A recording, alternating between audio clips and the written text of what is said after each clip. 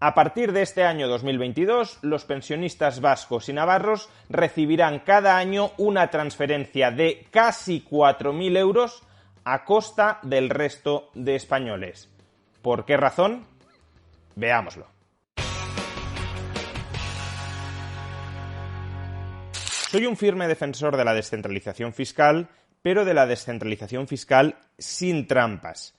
Y en el régimen fiscal del País Vasco y de Navarra cada vez se van acumulando más trampas. La última, y con diferencia la más importante de todas, fue perpetrada el año pasado por el ministro de Seguridad Social, José Luis Escrivá. ¿Qué hizo Escrivá en el año 2021? Pues le traspasó parte de los gastos de la Seguridad Social, como por ejemplo el gasto de los empleados públicos que gestionan la Seguridad Social, le traspasó esos gastos impropios a los presupuestos generales del Estado. Estamos hablando de un importe de alrededor de 40.000 millones de euros que hasta el año 2021 soportaba la Seguridad Social y que a partir del año 2021 soportan los presupuestos generales del Estado. De esa manera, Escrivá puede decir que el déficit de la Seguridad Social ya ha desaparecido. Claro, pero traspasándole ese agujero financiero a los presupuestos generales del Estado. ¿Y qué tiene esto que ver con el régimen fiscal del País Vasco o de Navarra? Pues tiene que ver lo siguiente. La Seguridad Social es, hoy por hoy, una caja única en el conjunto del Estado español. Es decir, únicamente hay un régimen de Seguridad Social.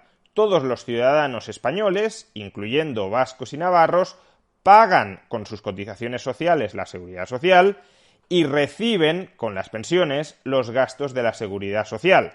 Por tanto, si la Seguridad Social tiene déficit y acumula deuda, esa deuda que acumula la Seguridad Social la van a tener que pagar todos los españoles en el futuro, incluyendo vascos y navarros. ¿Cómo se paga la deuda de un organismo público? O bien incrementando los ingresos, o bien reduciendo los gastos. Es decir, o bien incrementando las cotizaciones sociales, en cuyo caso pagarían mayores cotizaciones sociales todos los trabajadores españoles, también los vascos y los navarros, o recortando las pensiones, en cuyo caso recibirían menos pensiones todos los pensionistas españoles, también los vascos y los navarros. A diferencia de la Seguridad Social, sin embargo, los gastos de la Administración Central del Estado no los sufragan todos los españoles en toda su extensión. En esencia, todos los españoles, menos vascos y navarros, pagan religiosamente sus impuestos para costear la totalidad de los gastos de la Administración Central del Estado. Y si hay una diferencia entre ingresos y gastos, eso repercute en mayor deuda de la Administración Central del Estado, que tendrá que ser pagada en el futuro por todos esos ciudadanos españoles, a excepción de vascos y navarros. Lo que aportan vascos y navarros para sostener los gastos generales de la Administración Central del Estado, de los que también se benefician vascos y navarros, es el llamado cupo. Es decir, se hace una estimación de cuál es el valor económico, el valor monetario de los gastos, de los servicios que la Administración Central del Estado proporciona a País Vasco y Navarra, y vascos y navarros entregan esa cantidad de dinero a la Administración Central del Estado. ¿Cuál es el problema? Que si esa cantidad de dinero, el cupo, que es objeto de renegociación política, cada 5 años no se calcula bien, puede estar ocurriendo que la Administración Central del Estado gaste más en País Vasco y Navarra de lo que vascos y navarros pagan de vuelta en forma de cupo. Y si el gasto de la Administración Central del Estado en País Vasco y Navarra es mayor de lo que vascos y navarros pagan de vuelta en forma de cupo, entonces, obviamente, la diferencia la cubren el resto de españoles con sus impuestos. Pues bien, en el año 2021, como ya he dicho, 36.000 millones de euros de gasto de la Seguridad Social que hasta ese momento pagaban todos los españoles, incluyendo vascos y navarros, le fue transferido a la Administración Central del Estado, al presupuesto general de la Administración Central del Estado, que no pagan necesariamente vascos y navarros si el cupo no se incrementa correspondientemente. Y para que el cupo se incrementara correspondientemente con el objetivo de cubrir este gasto que antes asumían vascos y navarros y que deberían seguir asumiendo, evidentemente, si simplemente se trasvasa a la Administración Central del Estado, habría que haber duplicado en realidad más que duplicado, el importe del cupo. Y eso, evidentemente, no estaba en previsión hacerlo. Por eso, el 15 de octubre del año 2021, hace prácticamente un año, escribí el siguiente artículo en el periódico El Confidencial, haciéndonos cargo de las pensiones vascas y navarras. Y en este artículo se podía leer lo siguiente.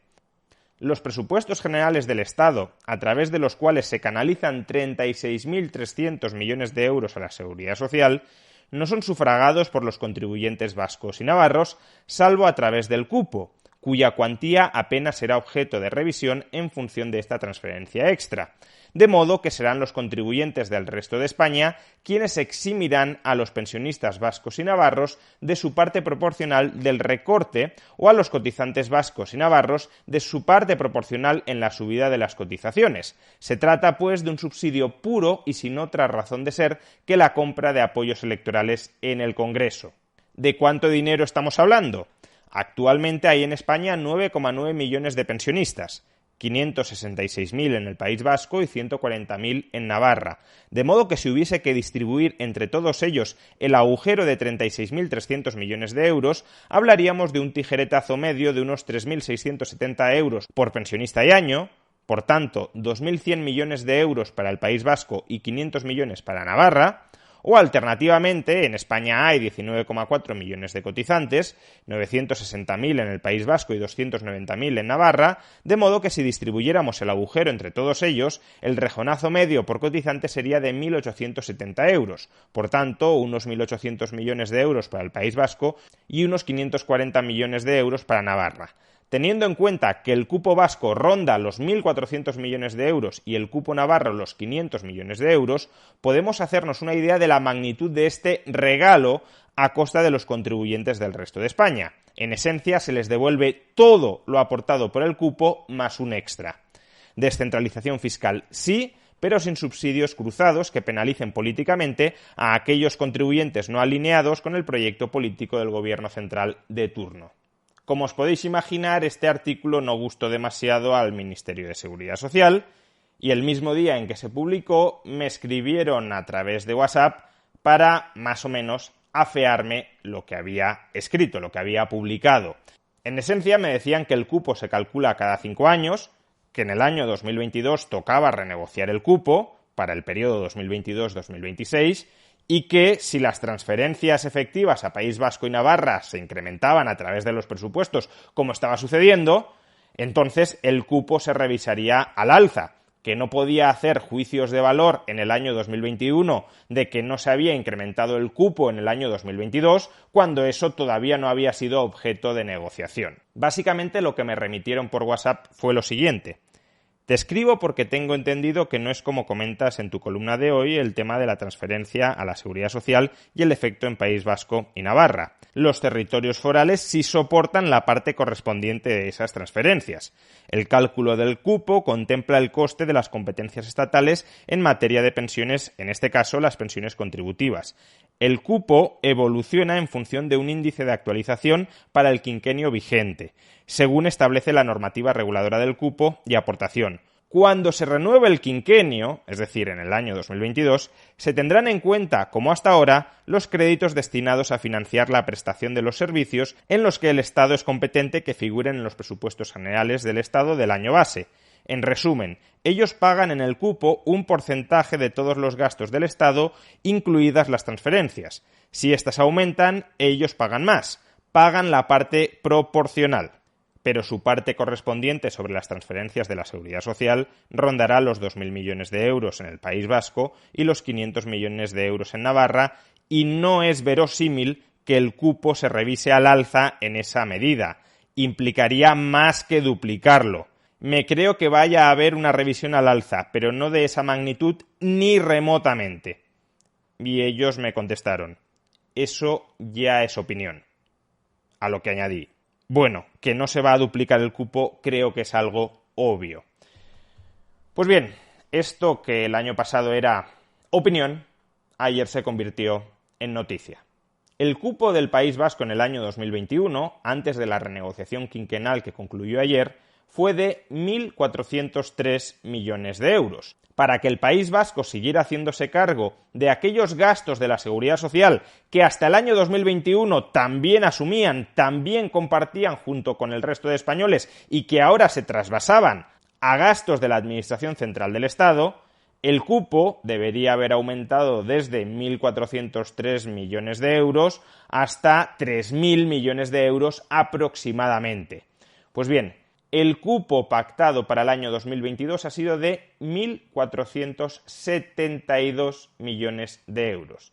Es decir, apenas 69 millones de euros más que en el año 2021. Debería haber aumentado en alrededor de 1.600 millones de euros y ha aumentado en alrededor de 70 millones de euros. La diferencia la pagan el resto de españoles. Y eso, repito, equivale a que las pensiones anuales de los pensionistas vascos son, en promedio, 3.700 euros más altas de lo que deberían ser.